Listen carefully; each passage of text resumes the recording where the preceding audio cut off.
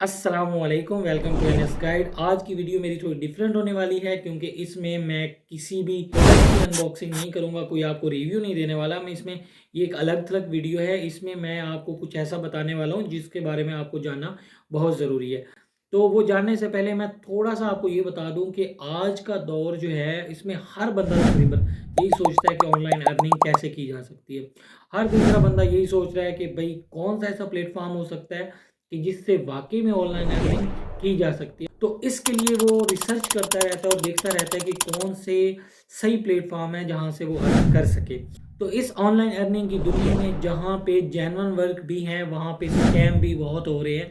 और आज मैं आपसे एक ऐसा स्कैम जो है, जो मेरे साथ हुआ है, वो मैं शेयर करने वाला हूँ ताकि अगर आपके साथ ये होता है तो आप थोड़े मोहतात हो जाएँ।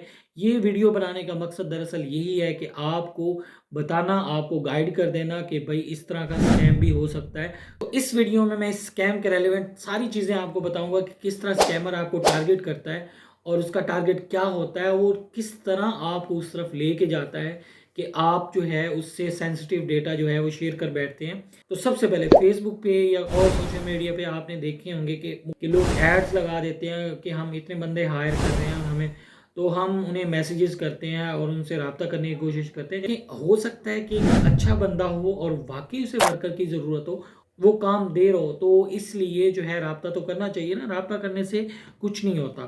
तो इसी तरह मेरा भी एक ऐसे बंदे से रब्ता हुआ, मुझे ऑफ़र करता है कि आप मुझे फेसबुक मार्केट प्लेस है, वहाँ पे आप मुझे लिस्टिंग करके दोगे। बेसिकली उसका काम ये था कि वो हाउस को रेंट पे देना और उसकी वहाँ लिस्टिंग करना, और वो लिस्टिंग मुझसे करवाना चाहता था और कहता था कि जब एक हाउस आप लिस्ट कर दोगे उसके बाद जब रेंट पे वो चला जाएगा तो मैं आपको एक लिस्टिंग के $500 दूंगा। पहले तो मुझे यकीन नहीं हुआ कि $500 जो है वो मुझे देगा एक लिस्टिंग के लिए, ऐसे कैसा हो सकता है। फिर मैंने सोचा कि गोरे जो होते हैं वो दे देते हैं इतनी अमाउंट, ये कोई उनके लिए कोई बड़ी अमाउंट नहीं थी। अच्छा। तो हमारी डील डन हो गई। अब जो है लिस्टिंग करनी थी, अब मैं पाकिस्तान में हूँ, मैंने पाकिस्तान में बैठ के मैंने अपना जो है अकाउंट यूज़ करना है और उसकी लिस्टिंग करनी है। और लिस्टिंग कहाँ करनी है? लिस्टिंग के लिए लोकेशन जो चूज़ करनी है वो यूएसए है। वहाँ पे मैंने उसके जो रेंट पे वो हाउसेस दे रहा है उसकी लिस्टिंग मैंने वहाँ पे करनी है। हमारी डील हो गई। उसके बाद उसने एक हाउस की पिक्चर भेजी, उसने कहा कि भाई ये आपने लिस्टिंग पे लगाना है, और उसके साथ साथ उसने डिस्क्रिप्शन भी बना के दी मुझे, उस हाउस का जो रेंट है वो भी मुझे बताया। वो सारा मैंने वहाँ पे जाके सेट किया, और जैसे मैंने वहाँ पे वो सेट कर लिया उसके बाद जो है उसने कहा कि अगर आपको में कोई मैसेज आता है, आप उससे कांटेक्ट करते हैं, तो नंबर मैं आपको देता हूँ, वो नंबर उनको दे देना है, या आपने मुझे फ़ौरन बताना है, मैं आपको नंबर दूंगा, आपने नंबर वो उनको दे देना है ताकि मैं उनसे रब्ता कर सकूँ। तो ये सारा हो जाने के बाद मैं फिर लिस्ट करने के बाद भाई तुम्हारा काम हो गया।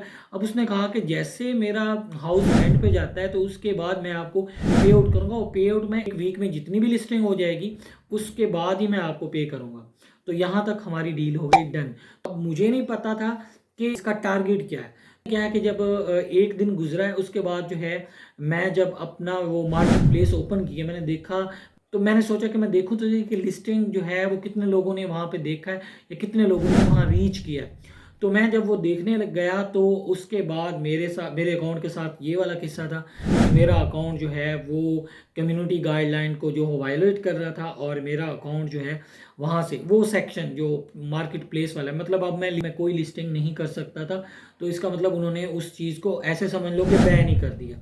अच्छा, अब मैं परेशान हो गया कि अब मुझे ज़ाती तौर पर कोई लिस्टिंग करनी हो तो मैं कैसे करूं भाई, मेरा तो ये इतने सालों से अकाउंट है, अब क्या करें। तो अब ये बात आपने गौर से सुननी है। मैंने उससे रब्ता किया और मैं इतना, मतलब जैसे कोई समझ नहीं आ रही होती ना, ऐसे ही केस था।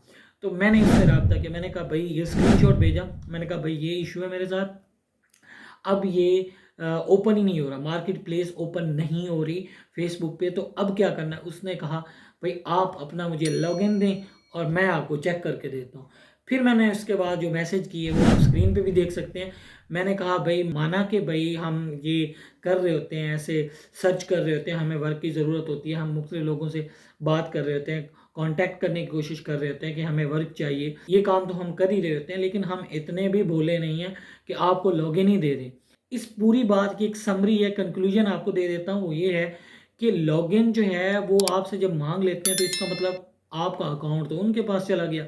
अब आपका अकाउंट उन्होंने हैक कर लिया, अब उस अकाउंट से लिंक्ड बाकी जो ऐप्स हैं या बाकी जो चीज़ें हैं वो भी उनकी एक्सेस में हो जाएंगी।